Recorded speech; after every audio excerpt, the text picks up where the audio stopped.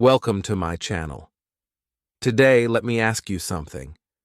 Have you ever looked at an airplane flying high in the sky and wondered, how did it all begin? Who was the first to fly? And how did two brothers from a small bicycle shop change the world forever? Stay with me, because this is not just a history story. It's the story of how human dreams took flight. Now, let's begin the journey with Chapter 1. Chapter 1. Two Curious Brothers. Orville and Wilbur Wright were not born into fame, money, or special education. They were two ordinary boys from Dayton, Ohio, in the United States. But what made them different was their deep curiosity and love for learning. From a young age, they were always asking questions, always exploring, and always building things with their hands. Their father, Milton Wright, was a bishop who traveled often, and during one of his trips, he brought home a small toy for his sons, a little helicopter made from cork, bamboo, and rubber bands.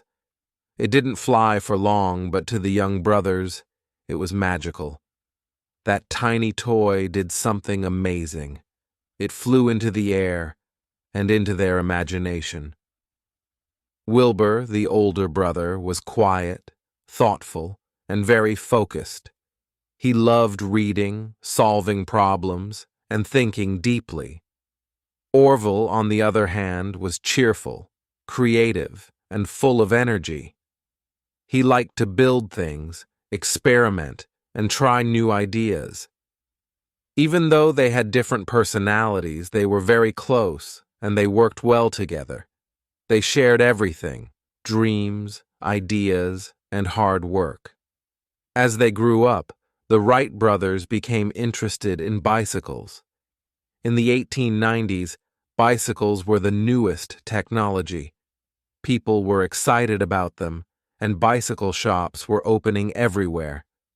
Orville and Wilbur opened their own bicycle repair and sales shop. At first, it was just a way to earn money. But soon, they began building their own bicycles. This is where they learned important skills: how to use tools, how to think about balance, and how machines work. What they didn't know at the time was that these skills would help them build something even bigger in the future. Working with bicycles also taught them something else: how to solve problems. If a bicycle didn't balance, or if the wheels weren't working right, they had to fix it. They had to understand why it didn't work and how to make it better. This way of thinking, step by step, test and learn, fix and try again, became the secret to their later success with flying machines. Even though they never went to college and never studied engineering, the Wright brothers were always learning. They read everything they could find about flight. They studied birds in the sky and watched how their wings moved. They were especially interested in how birds tilted their wings to stay balanced. This small detail became very important later, when they tried to control their own flying machine. People around them thought flying was impossible. Most people believed that humans would never be able to fly like birds, but the Wright brothers didn't agree. They believed that if they could understand the rules of flight, like lift, balance, and control, they could build a machine that would fly. They didn't think they were special or smarter than others. They just believed in careful work, simple ideas, and never giving up. So, what inspired them to believe they could really fly? Was it just the toy helicopter? Was it watching birds? Or was it something deeper, like the dream that lives in every person to do something no one has done before? That part of the story still feels like a little mystery. From fixing bicycles to dreaming of airplanes, Orville and Wilbur Wright were already on a journey, even if they didn't know it yet.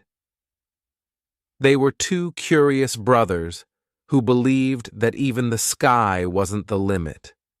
And soon, their dreams would begin to take shape, not just in their minds, but in the sky above. Let's move on to Chapter 2 to find out how their dream of flying started to grow even bigger.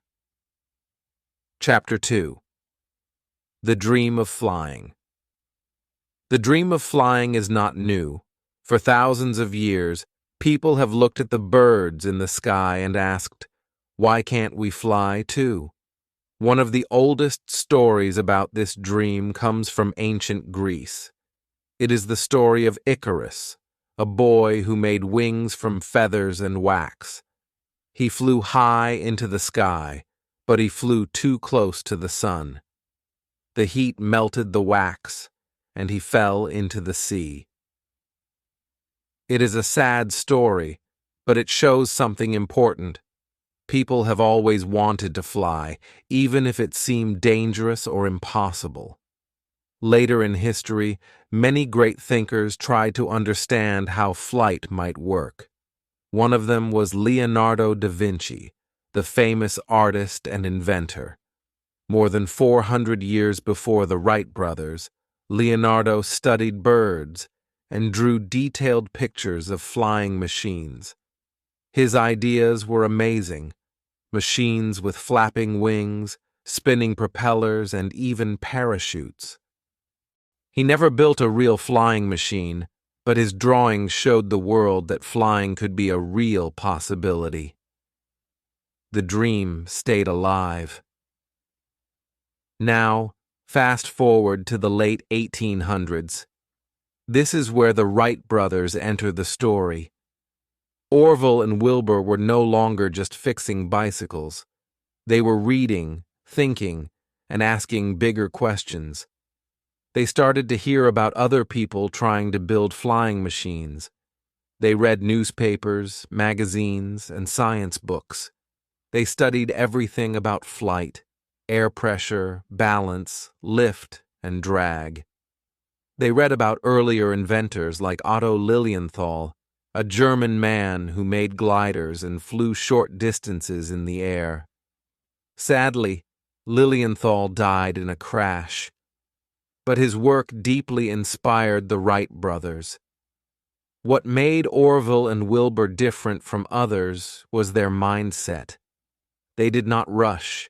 They didn't try to fly without understanding the science. They believed that learning slowly, step by step, was the best way forward. They watched birds fly in the sky for hours. They noticed how birds move their wings to turn, rise, and fall. They took notes.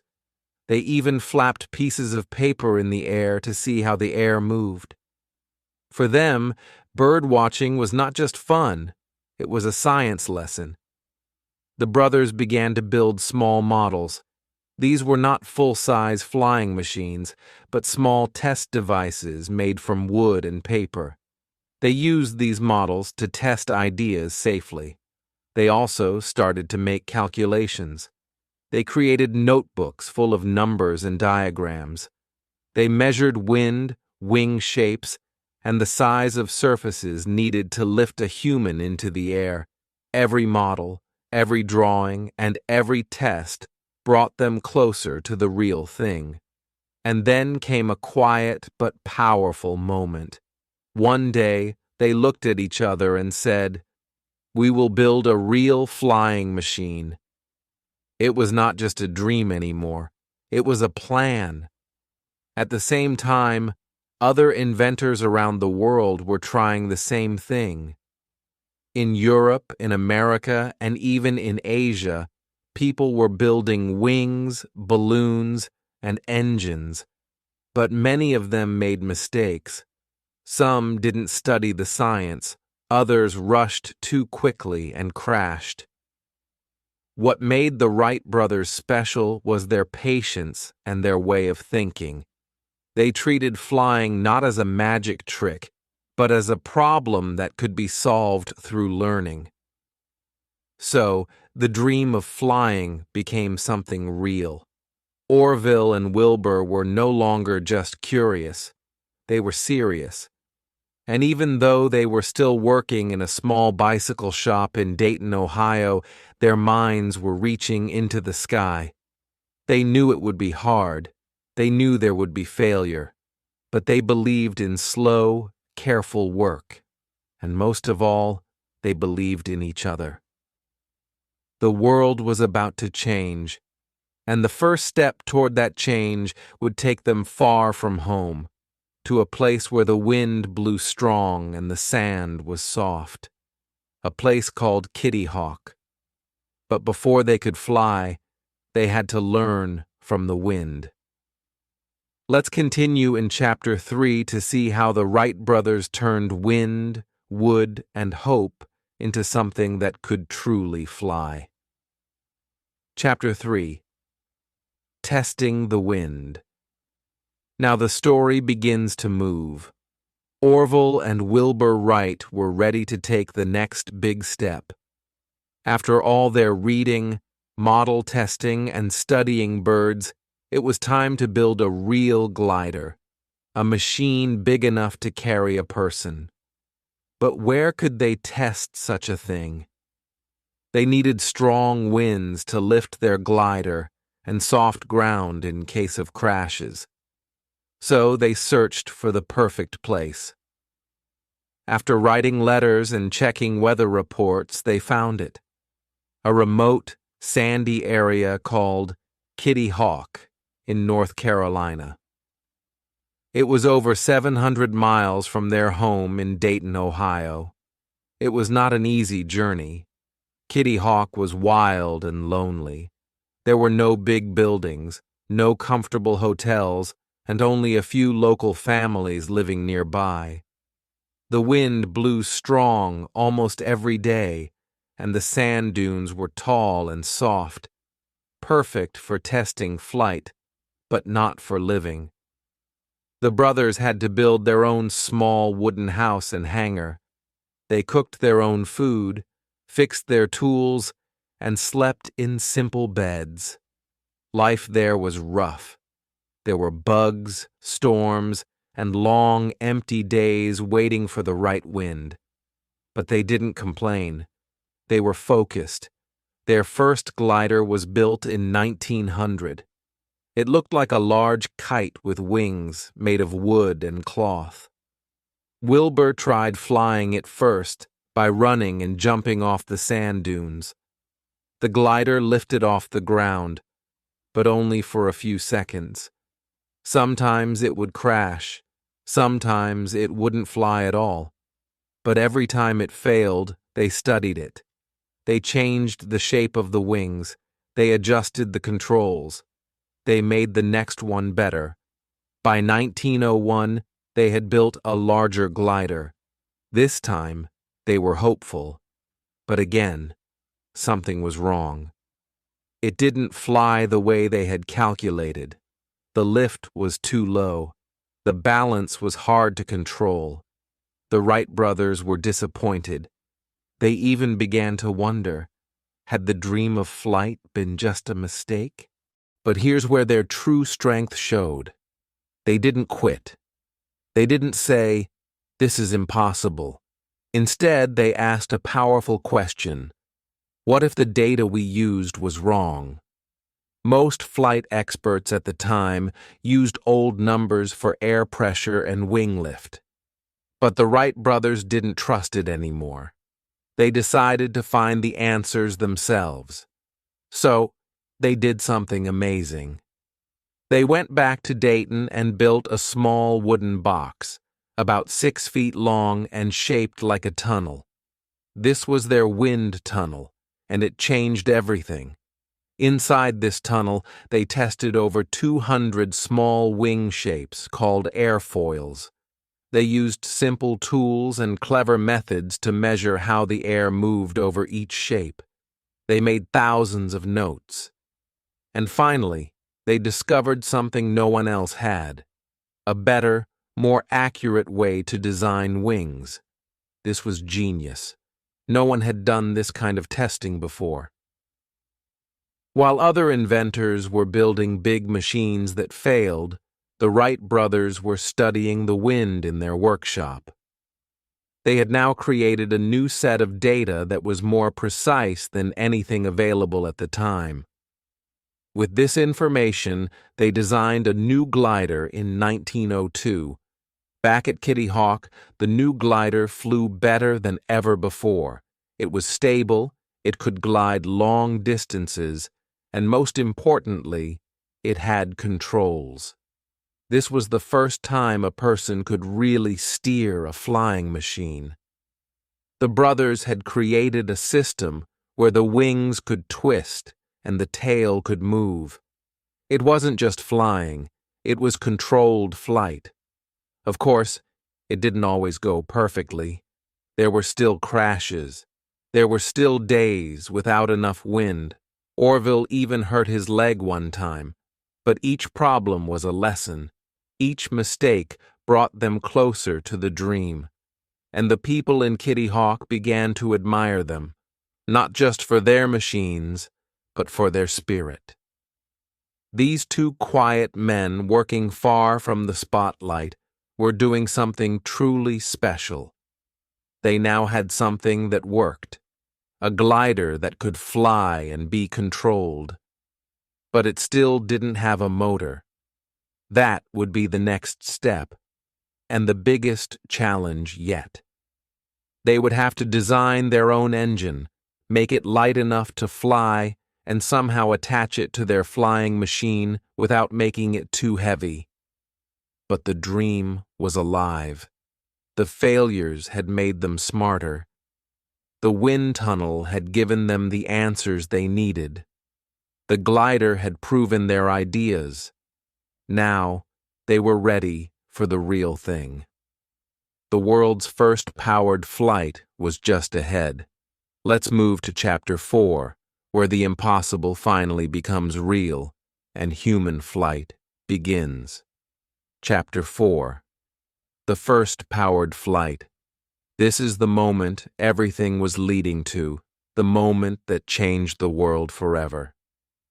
It was early morning, cold and windy, on December 17th, 1903. After 4 years of designing, building, testing, failing, learning, and starting over, Orville and Wilbur Wright were finally ready to try something no human had ever done before, to fly a machine powered by a motor that could take off from the ground and be controlled in the air. They called it the Flyer. It was made of wood and cloth, and it had 2 wings stacked on top of each other. It didn't look strong. In fact, it looked like something that might break in the wind. But underneath that fragile frame was something powerful, a small 12-horsepower engine that they had built themselves. It was light, simple, and designed by hand. Nothing like it had ever been used for flight before. Along with the engine, the Flyer had 2 propellers at the back, also designed and carved by the brothers. Everything was original. Everything was new. That morning, there were only 5 people watching. A few men from the local life-saving station and 1 man holding a camera. The wind was strong, perfect for flight. The brothers flipped a coin to decide who would go first. Wilbur won the toss. He climbed onto the machine, lay down on his stomach as they had practiced, and the Flyer was set on a small wooden track. They released it, and it jumped into the air, but quickly dropped down. It had lifted off, but only for a few feet. A small jump, not a true flight. They didn't give up. They brought the Flyer back, made small repairs, and tried again. This time, it was Orville's turn. The machine was ready. The engine started. The propellers turned. Everyone stood back. There was a moment of silence, and then Orville released the machine. It rolled forward on the track, picked up speed, and then it lifted. Slowly, carefully, the flyer rose into the air. It didn't go high, and it didn't go far. But for 12 seconds, Orville Wright was flying. He traveled 120 feet, just a little longer than the wingspan of a modern jet. But this was more than enough. It was the first powered, controlled, human flight in history. Someone snapped a photo at the exact moment the machine left the ground. That photo is now one of the most famous pictures in the world. It shows the flyer in the air, just a few feet off the ground, and Wilbur running alongside. In that one image, you can see the moment everything changed, not just for the Wright brothers, but for all of humanity. After that first flight, they tried again. In total, they made 4 flights that day.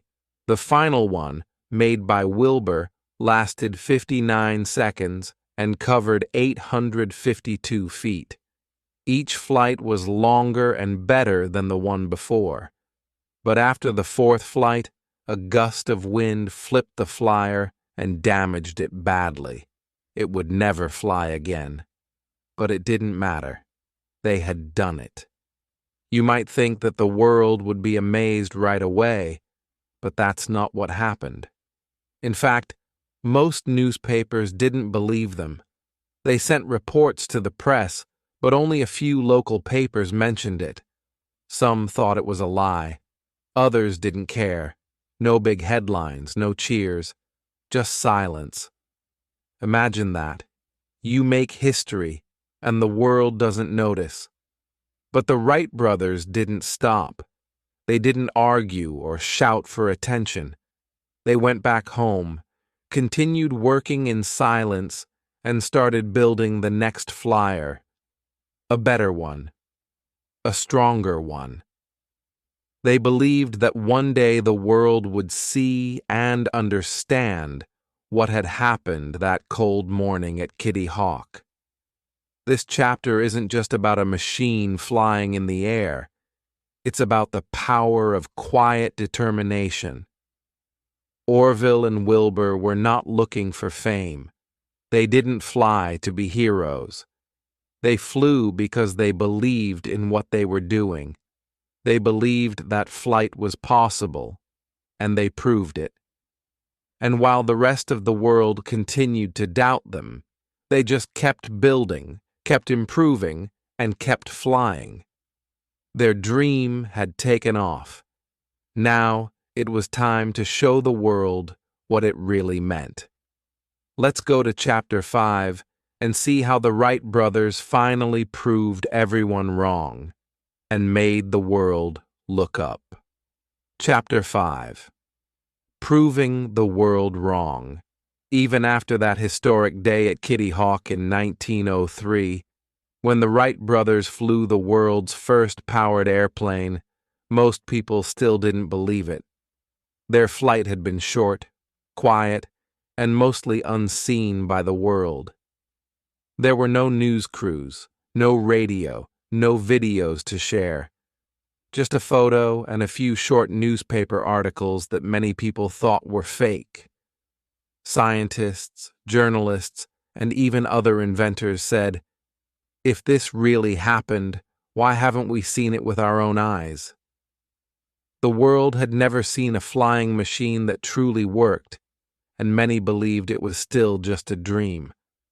While other inventors were showing off their flying machines in public and often crashing, the Wright brothers stayed silent. For the next few years, they worked in private. They flew their airplanes secretly in fields outside of Dayton, Ohio, improving their designs, making longer flights, and mastering the skill of flying. By 1905, their Flyer 3 could stay in the air for over 30 minutes. They were far ahead of anyone else. But still, the world didn't believe them. Some people even said the photos were fake. Others thought the Wrights were just dreamers. The brothers knew they needed to show the world, not just tell. So, they made a bold plan.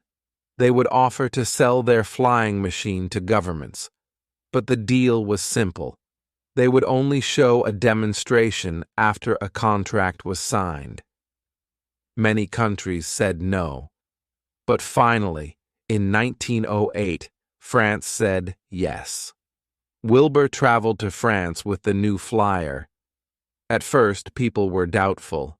Many thought he would crash like the others before him. But on August 8, 1908, at a racecourse near Le Mans, Wilbur took off into the sky in front of a large crowd. What happened next was incredible. He didn't just fly. He turned, he circled, he controlled the machine like a bird in the sky. The crowd went silent. Then they erupted in cheers. Europe went crazy. Newspapers called it a miracle. Other inventors were shocked. For the first time, the world understood. The Wright brothers were real. Soon, Wilbur was flying in front of royalty, scientists, and military leaders. He made headlines across Europe. People finally saw the proof with their own eyes.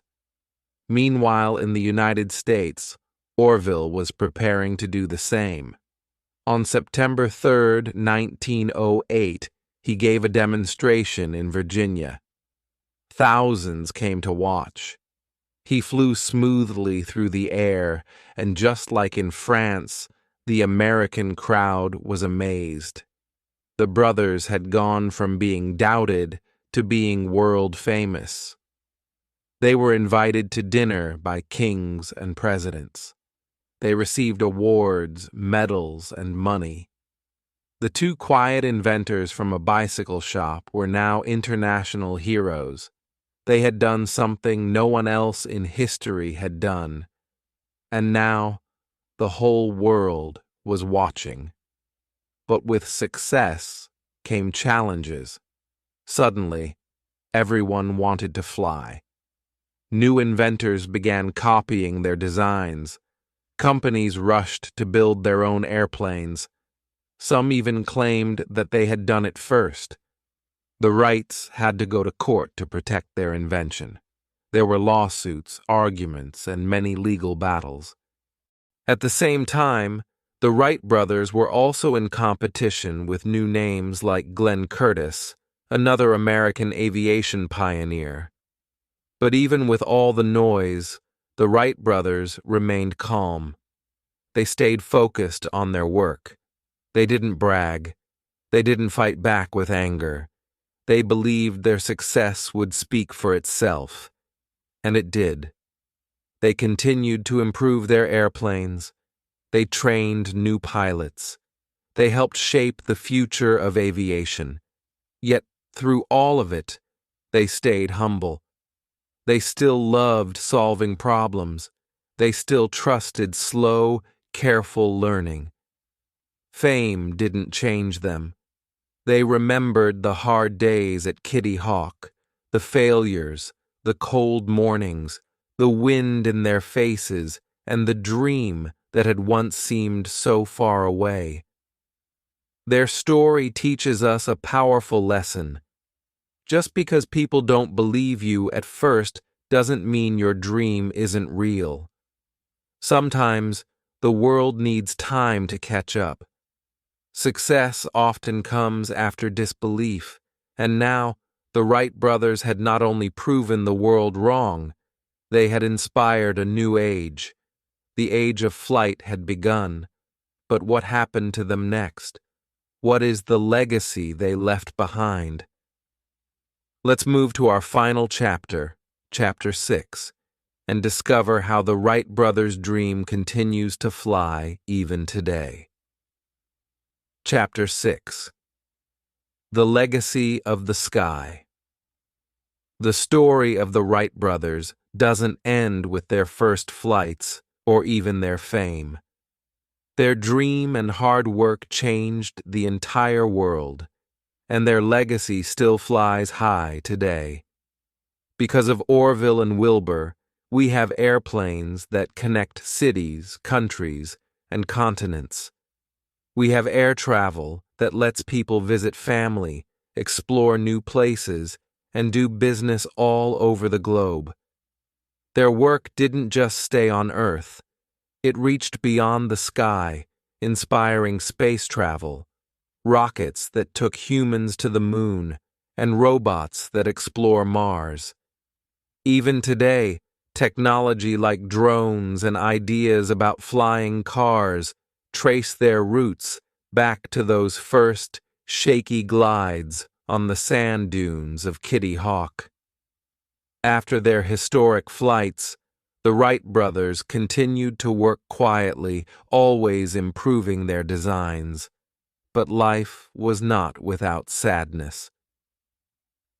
Wilbur Wright died young in 1912 at only 45 years old from illness. Orville lived much longer, passing away in 1948. During his life, Orville saw how their inventions grew from simple wood and cloth machines to powerful jets and space shuttles. He watched the world take flight, literally, and he never stopped believing in the power of hard work and imagination. Today, their memory is honored everywhere.